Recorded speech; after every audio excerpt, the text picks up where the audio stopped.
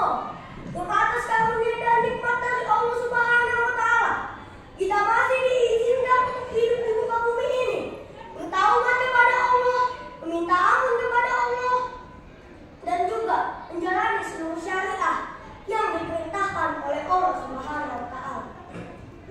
Selawat bermahkotakan salam, tak lupa kita aturkan, kita curahkan, kita berikan kepada Nabi kita yang agung, yang diagung-agungkan oleh Tuhan yang Maha Agung. Nabi kita yang suci, yang rohani dan jasmania, yang disucikan oleh Tuhan yang Maha Suci. Nabi kita yang mulia, yang dimuliakan oleh Tuhan yang Maha Mulia.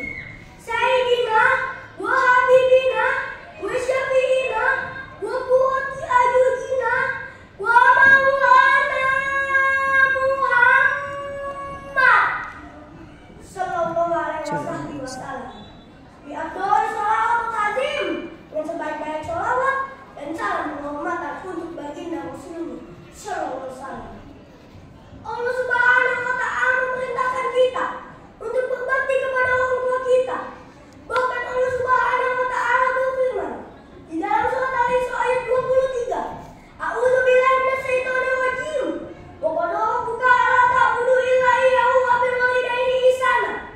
Allah Subhanahu wa Ta'ala memerintahkan kita untuk beribadah kepada Allah dan berbakti kepada orang tua. Sahabat nomor 11. Wey. Bersyukurlah bagi kita yang orang tuanya masih ada. Kita masih bisa memeluknya, menatapnya. Berbeda dengan orang yang sudah ditinggalkan pergi oleh orang tuanya. Jangankan memeluk tubuhnya, memandangnya pun tak bisa. Bahkan kenangan yang tersimpan, yakni ketika mengantarkan jenazah orang tuanya ke tempat terakhir peristirahatan. Lantas timbul pertanyaan, bagaimana cara kita yang ingin berbakti kepada orang tua kita, sedangkan orang tua kita telah tiada? Hal ini pernah ditanya